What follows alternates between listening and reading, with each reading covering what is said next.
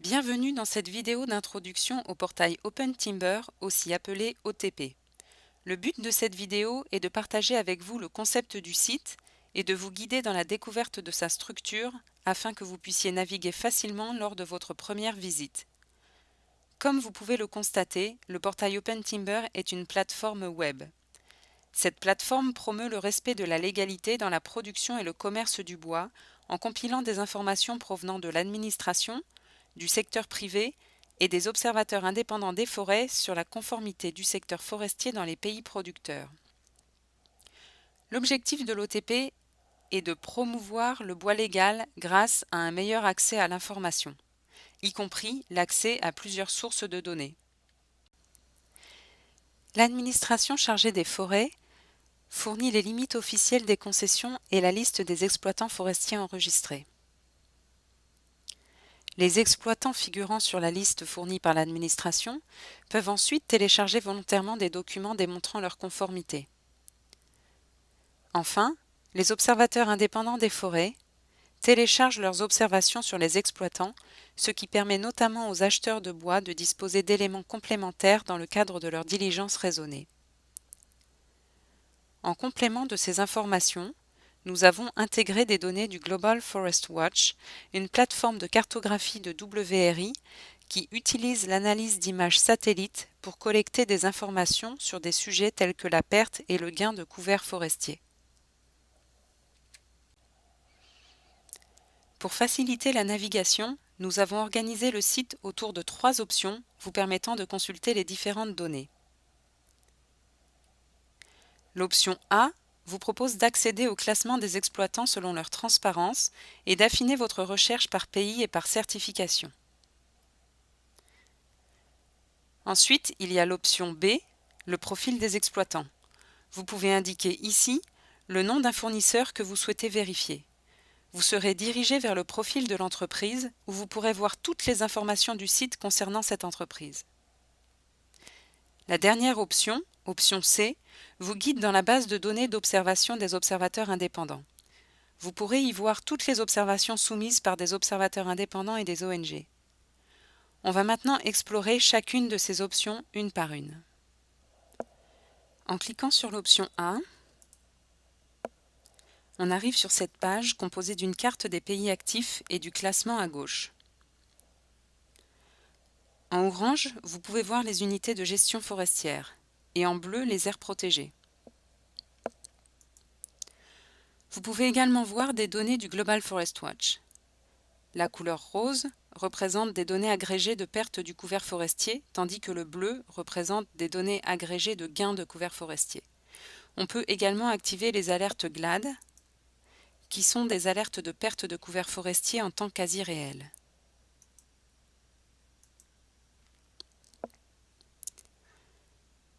Si on clique sur une concession forestière, on peut voir le nom de la société qui gère cette concession. Sur la partie gauche de l'écran, vous pouvez voir le classement de transparence. Toutes les entreprises actives connues du ministère des Forêts apparaîtront sur la liste. Pour chaque pays, nous avons développé une liste spécifique de documents que nous invitons les exploitants à mettre en ligne. Sur la base du nombre de documents qu'ils mettent en ligne et qui passent le contrôle qualité, les exploitants sont classés. Un plus grand nombre de documents disponibles entraîne une position plus élevée dans le classement. Vous pouvez trier les entreprises par score croissant ou décroissant. Vous pouvez également filtrer par pays ou par certification. Comme vous pouvez le constater, la carte s'ajuste également en fonction des pays sélectionnés dans le filtre. En ce qui concerne la certification, vous pouvez choisir le système de votre choix dans cette liste. Le classement est uniquement basé sur le nombre de documents en ligne, mais vous avez accès à des informations complémentaires. Pour la plupart des entreprises, vous pouvez voir le nombre moyen d'observations faites par un observateur indépendant au cours d'une visite, le nombre d'unités de gestion forestière que chaque entreprise exploite et la certification de ces unités de gestion forestière.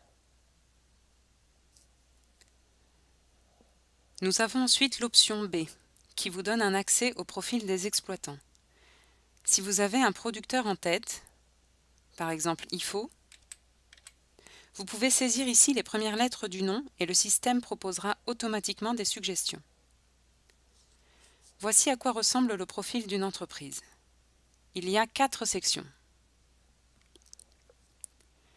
La première section est un aperçu qui présente les faits et chiffres clés des autres sections, très utile notamment si vous n'avez pas beaucoup de temps à consacrer à la visite du site.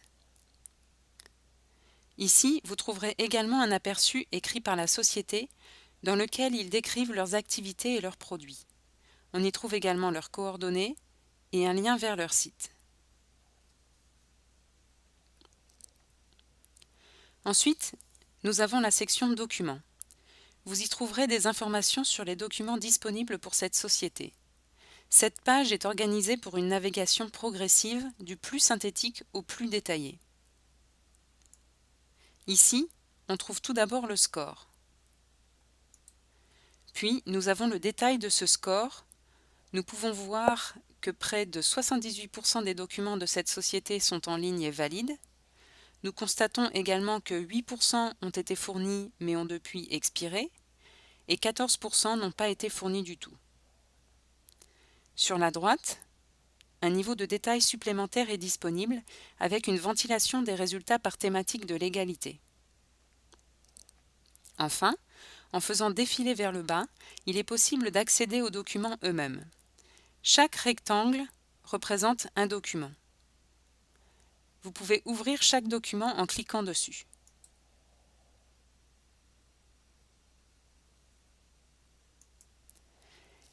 Ces documents sont organisés de 3 manières. La première façon d'organiser les documents est selon leur statut. Les différentes couleurs représentent les différents statuts de documents. Gris et vert signifient que le document a été fourni et qu'il est valide.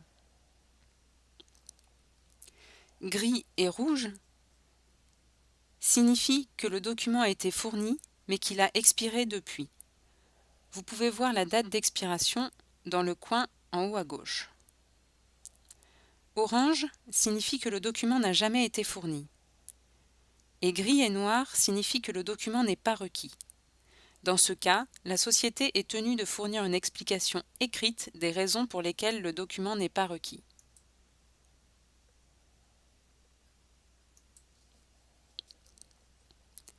La seconde façon d'organiser les documents est par catégorie de légalité. Nous avons ici les documents relatifs à l'enregistrement légal, ici au droit que l'entreprise a d'accéder à la forêt, ici aux documents relatifs au transport, etc. La troisième et dernière façon d'organiser les documents consiste à les diviser en 2 sections. Les documents concernant l'ensemble de l'entreprise ici,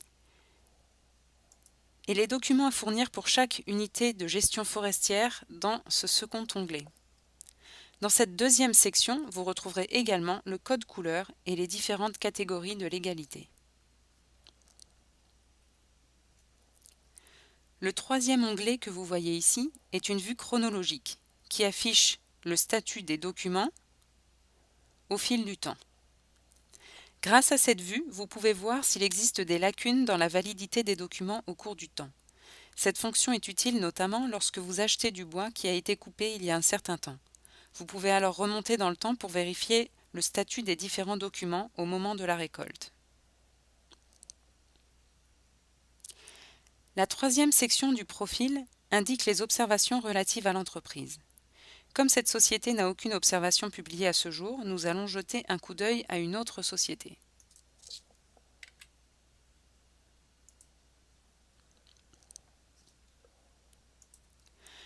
Dans ce cas, il y a 13 observations. Comme pour la section précédente, la page est organisée du plus synthétique au plus détaillé.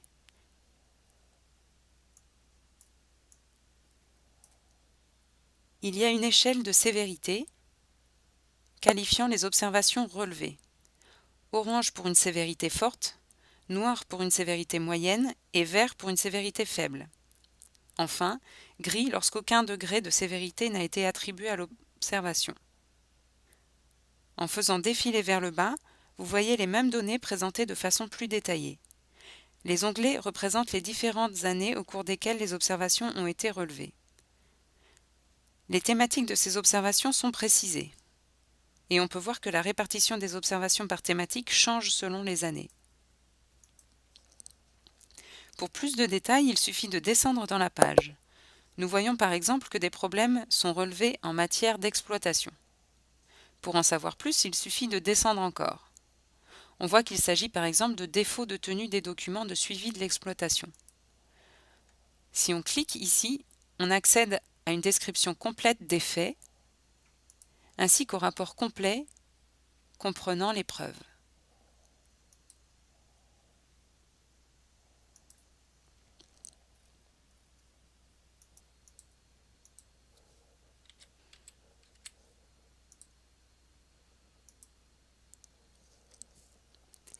La quatrième et dernière section est la section Unité de gestion forestière.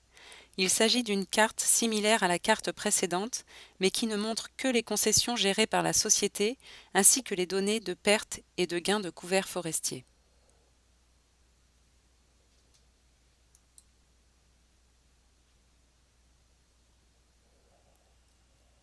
La dernière option, l'option C, vous permet d'explorer la base de données des observations. Ici, vous pouvez accéder à toutes les observations saisies par les observateurs indépendants au Congo et en RDC et au-delà. Je voudrais d'ailleurs prendre quelques secondes pour souligner le fait que le système a été mis en place pour accueillir les observations de n'importe quel pays.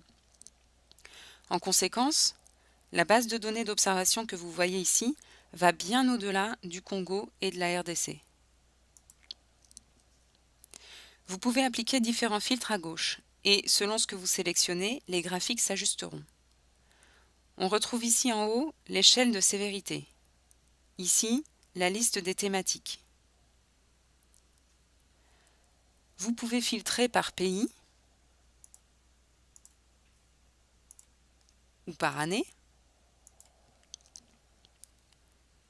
Vous pouvez également trier par sévérité. Par exemple, si vous voulez uniquement regarder les observations très graves. Vous pouvez également sélectionner par entreprise, par forêt. Vous pouvez également rechercher par catégorie d'observation. Par exemple, si vous voulez uniquement consulter les observations liées à la fiscalité, vous pouvez le spécifier ici. Vous pouvez également spécifier l'observateur indépendant dont vous souhaitez voir les observations. Dans le tableau qui se trouve en dessous, vous verrez toutes les données basées sur les filtres que vous avez sélectionnés. Donc en haut, vous avez une représentation graphique et en bas, tous les détails. Le tableau pourrait être vraiment très large car nous avons beaucoup d'attributs et de colonnes différentes. Du coup, pour simplifier la navigation, nous avons rendu certaines colonnes facultatives. Vous pouvez cocher ou décocher des colonnes pour ajuster le tableau selon vos besoins.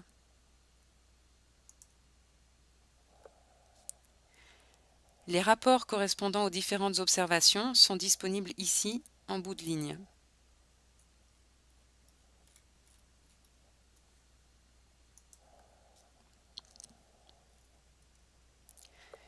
Enfin, en complément des 3 options de navigation, une section d'aide présente un aperçu du programme OTP, son fonctionnement et les questions fréquemment posées. Il existe également une page à propos où vous pouvez consulter la liste de nos partenaires et de nos bailleurs et savoir comment nous contacter, ainsi qu'ici nos termes de service. Nous espérons que vous avez apprécié cette vidéo. N'hésitez pas à nous contacter si vous avez des questions à l'adresse opentimberportal@wri.org.